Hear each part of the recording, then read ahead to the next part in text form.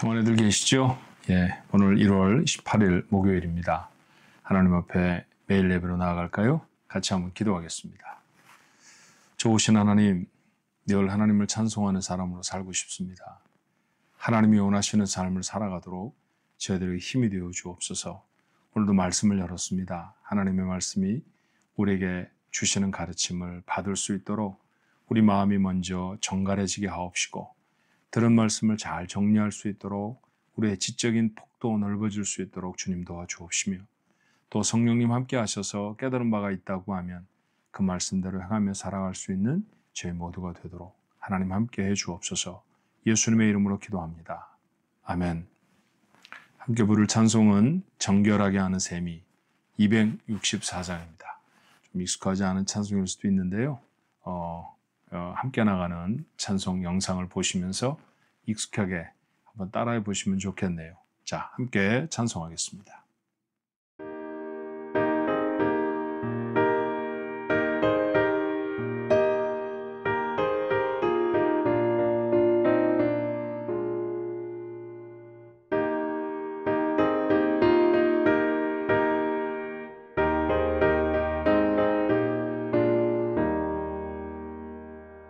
정결하게 하는 셈이 나의 앞에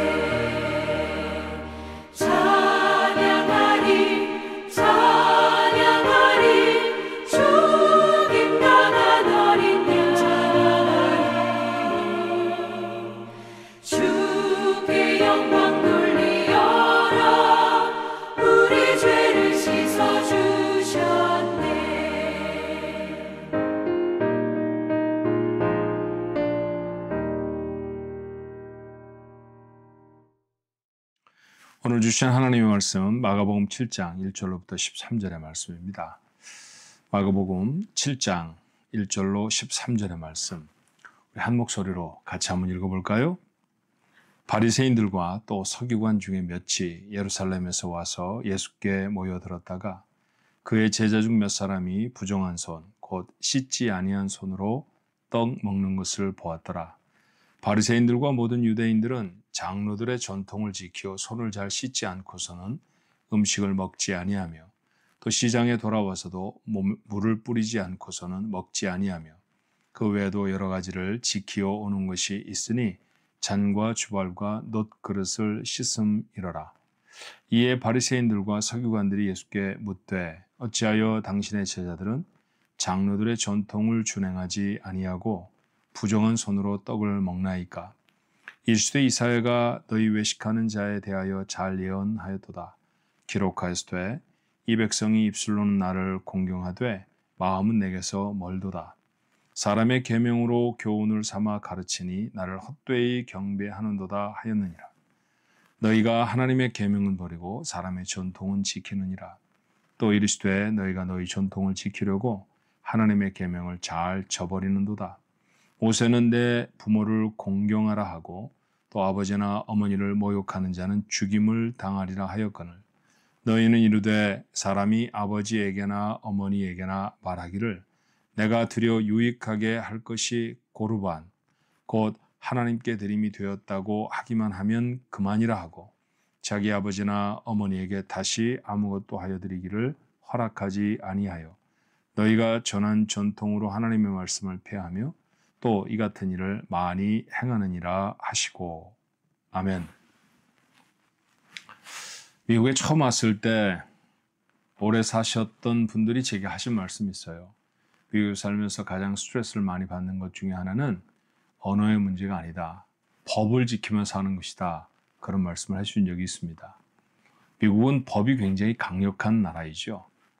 50개의 주가 어떻게 보면 세계적인 기준에서 보면 각각 나라처럼 독립성을 가지고 있으면서도 그게 하나로 유기적인 조화를 이룰 수 있는 것은 법의 힘이다라고 많은 분들이 말씀을 하시더라고요. 그래서 이 땅에 살아가면서 가장 높게 요구되는 시민 정신은 준법 정신입니다. 법을 지킨다는 거 쉬운 일이 아니죠. 이스라엘 백성에게는 미국에서 살아가면서 느끼는 법에 대한 스트레스보다도 훨씬 강한 율법에 대한 부담이 있었어요. 율법은 흔히 모세가 적은 5권의 성경 중에 계명처럼 주어진 말씀들을 율법이라고 말을 합니다. 그게 가장 좁은 의미에서 율법이고 예컨대 10계명이라든지 또는 제사를 지낼 때 어떻게 제사를 지내야 한다라고 하는 내용들이 기록되어 있는 레위기의 말씀들 이런 것들이 대표적인 것이라 할 것입니다. 그러나 사실 시간이 지나가면서 사람들의 생활이라는 것은 훨씬 더 복잡하게 되어졌을 것이고요. 그리고 그 각각의 어떤 모습으로 서는 것이 바른 것인가에 대한 판단의 기준이 필요했을 거예요. 그래서 율법을 지킨다는 것은 가장 상위의 법, 우리로 비견해 말한다고 하면 헌법 같은 걸까요? 그런 것이 되어지고 율법을 지키기 위한 또 다른 하위 법들이 생겨지게 됐어요. 예를 들면 성경에는 안식일을 지켜라 이렇게 되어 있죠. 그리고 일하지 말아라. 그 정도만 사실 규정이 되어 있습니다. 그럼 이스라엘 백성들이 질문을 이렇게 하는 거예요. 뭐가 일이냐? 어디까지 하는 게 일이냐? 어디까지 하지 않는 게 일이 아닌 것이냐? 뭐 이런 얘기가 되어지지 않았겠습니까? 그래서 일이 무엇인가를 규정해야 될 필요가 있었습니다. 당시에 그들을 가르치던 선생님들, 우리가 보통 랍비라고도 말하고 오늘 여기 있는 바리새 사람들, 서기관들 뭐 이런 사람들도 일정의 역할을 감당했을 것입니다. 그 사람들이 이제 국리를 해내는 거죠. 뭐가 일일까? 그래서 결국 결정한 내용들이 이런 것이었어요. 하루에 5리를 가면 괜찮은데 5리보다 더 가면 그건 일이다. 또는 옛날에는 주전자를 이렇게 끈을 묶어서 손잡이를 했던 모양입니다. 손잡이를 했다는 것은 그 물건을 들겠다라는 의지가 있는 것이죠. 그럼 이 물건을 드는 게 일이다라고 판단을 한 거예요. 그래서 안식일에 손잡이를 만들 정도 길이의 끈을 가지고 다니는 것, 그건 일이다. 지금 생각해보면 좀 재미난 얘기지만 그들은 그렇게 생각을 했습니다. 불을 피우는 것은 당연히 일이어서 아주 작은 불도 붙이지 않는 것이 안식일에 그들이 금지하는 일 중에 하나였어요. 지금도 사실 유대인들은 굉장히 철저하게 이 법을 지킵니다. 불을 킨다라는 것이 전기의 스위치를 올리는 것도 불을 켜는 것이라고 생각해서 요사이 이스라엘 사람들은 사실은 전기도 금요일 저녁에 다 켜놓고 잡니다. 그래서 토요일 날 안식일 날은 전기를 켜지 않아도 될 정도로. 위험한 것은 가스불이에요. 가스불도 금요일 날 아주 작은 이 정도로 불을 켜놓고 잠이 들죠. 그러다가 바람이라도 불어서 불이 꺼지게 되면 가스가 새 나와서 가족들이 좀 어려움을 당하는 경우가 종종 있는 것이 요 사이에 이스라엘 백성들의 삶이기도 합니다. 그러니까 그런 식으로 율법을 지켰다는 것이죠. 말씀만 드려도 이거 다 지키고 살기에는 엄청 답답했겠다 그런 생각 드시지 않으세요? 그래서 예수님께 나왔던 사람들의 많은 질문들이 이런 것이었습니다. 율법이 많은 게 있는데 도대체 뭘 지키며 살아야 합니까? 어떤 거 지키며 살아야 제대로 사는 겁니까? 어떤 것이 가장 중요한 것입니까? 이런 질문들이 그런 배경 때문에 가능해진 것이죠. 오늘 그 비슷한 이야기가 본문에 기록되어 있습니다. 예수님과 예수님의 제자들이 한 곳에 모여서 음식을 드셨는데 손을 씻지 않고 드셨는가 봐요.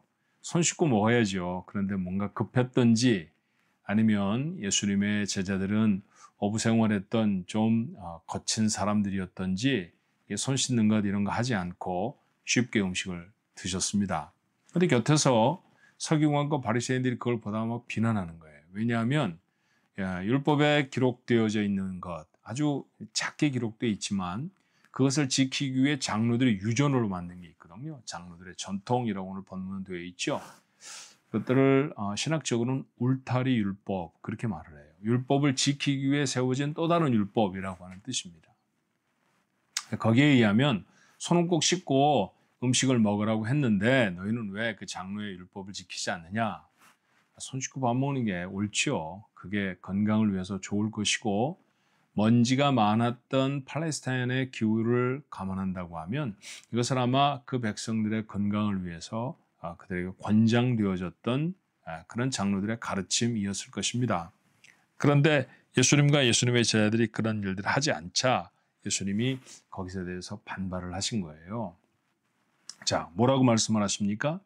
자, 장로들의 전통을 준행해야 하느냐, 준행하지 않아야 하느냐라는 얘기로 도전했던 사람들에게 예수님 그렇게 말씀하십니다. 입으로는 너희들이 굉장히 하나님의 법을 잘 지키는 것처럼 말을 하는데 사실 행동은 그렇지 않지 않느냐. 그리고 예로 드신 말씀이 뭐냐 하면 모세의 계명에 있는 말씀이죠. 자, 계명 중에 정말 중요한 사람과의 관계에 대한 계명의 첫 번째는 부모의 관계입니다. 10계명이 10개로 되어 있는데 앞에 4가지는 하나님에 대한 하나님과의 관계에 대한 법들이고요.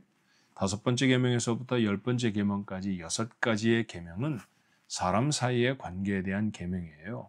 근데 그 첫 번째 계명이 바로 부모를 공경하라라는 것이죠. 근데 부모를 공경하라라고 하는 계명을 정말 중요한 계명을 너희들이 듣고 알면서도 부모에게 무엇인가를 주기가 아까워하는 사람은 이거 여호와한테 드렸습니다 라고 말하고 말만 그렇게 하는 거예요. 실제로 여호와 앞에 드리는 것이 아니라 그렇게 하고 자기들이 사용하면서 부모에게 드리지 않았다라는 것이죠. 그런 걸 고르반 제도라고 불렀다고 합니다. 그러니까 어떤 물건 또는 물질에 대해서 이건 고르반이다 그럼 여호와께 드린 바 되었습니다. 가령 집에 아주 맛있는 홍시가 한 10개쯤 있는데 부모님에게 갖다 드리는 것보다 자기가 더 먹고 싶은 거예요. 그러면 뭐라고 했다는 얘기입니까? 고르반 이렇게 선언하는 것이죠. 그러고서는 부모님에게 갖다 드리지 않고 시간이 지나면 홍시가 점점 물러지지 않겠어요? 그러면 박수를 탁 치는 겁니다. 아, 하나님께 드리려고 했는데 물러져서 할 수 없이 제가 먹습니다. 그래서 사실은 배경이 뭡니까?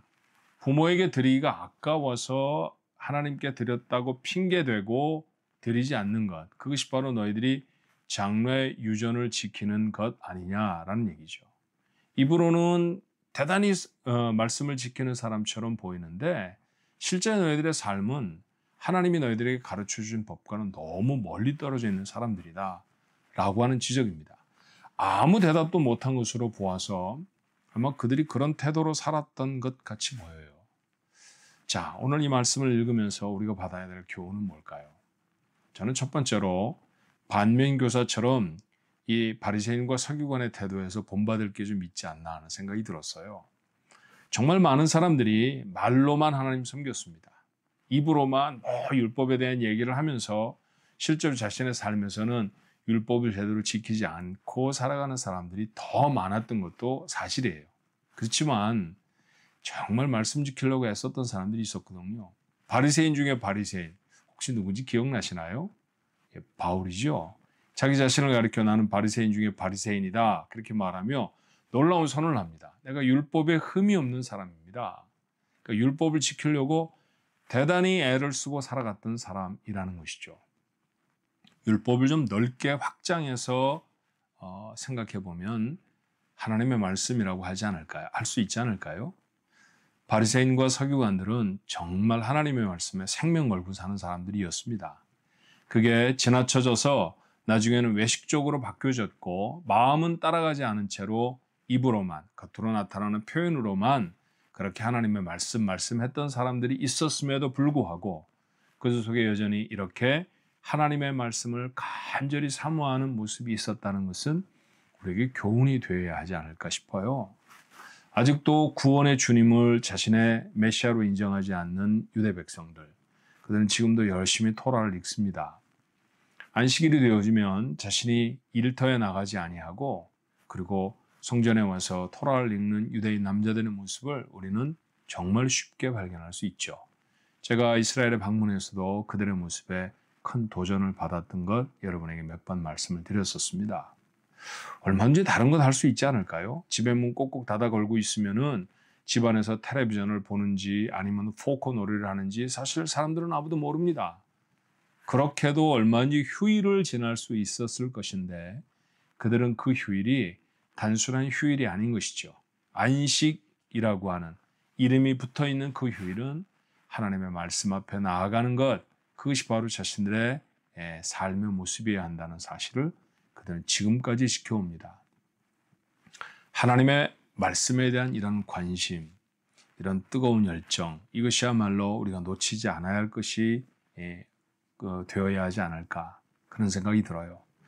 우리가 올해 들어서 말씀을 함께 읽고 있는 공동체 성경 읽기도 있고요. 그다음에 말씀을 암송하기도 하고 자꾸 하나님의 말씀 그렇게 강조를 합니다.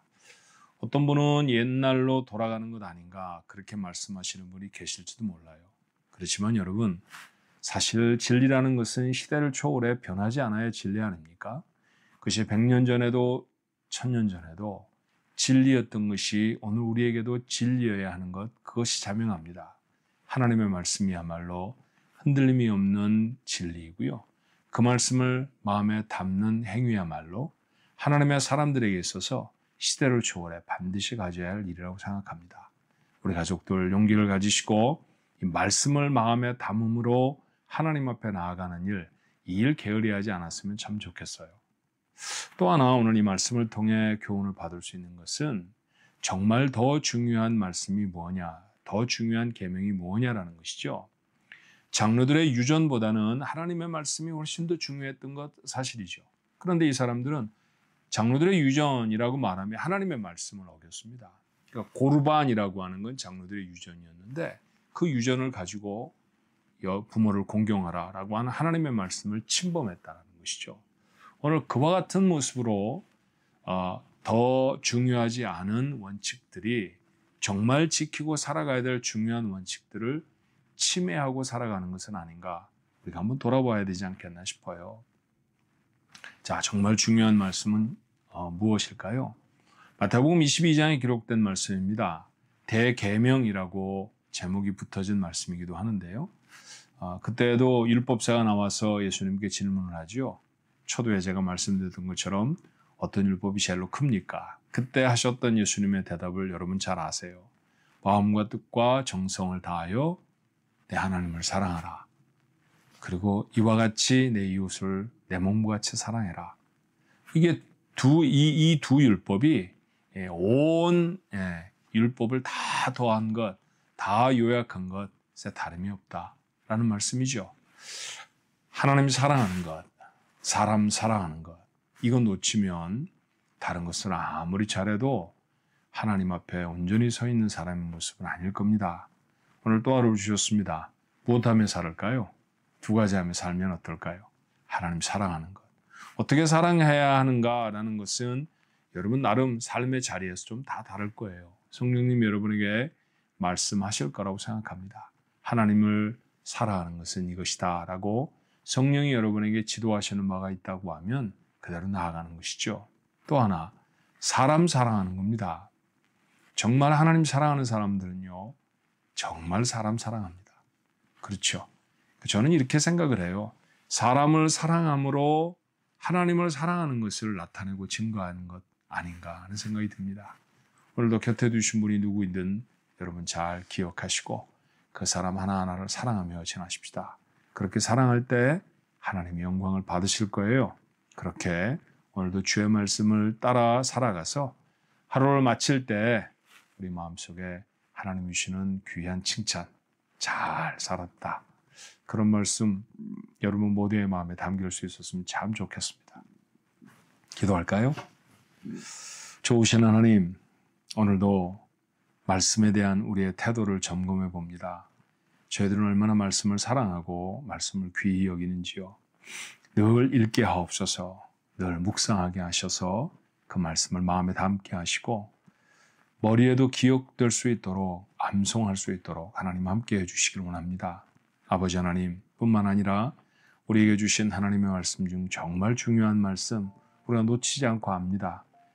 예수님이 친히 가르쳐 주셨던 율법 전부 다를 이룰 수 있는 귀한 계명, 하나님 사랑하는 것이고 사람 사랑하는 것입니다. 하나님을 사랑하는 우리 가족들 되게 해 주옵소서. 사람을 사랑하는 저희들 되게 해 주옵소서. 우리들 곁에 누가 있는지 돌아보게 하시고 그들을 사랑함으로 하나님을 사랑하는 우리의 사랑을 세상에 증거할 수 있는 오늘 복된 하루가 되게 하셔서 자리에 누울 때 하나님의 칭찬이 우리 가족들 모두의 것 되도록 주님 축복해 주옵소서. 예수님의 이름으로 간절히 기도하옵나이다. 아멘.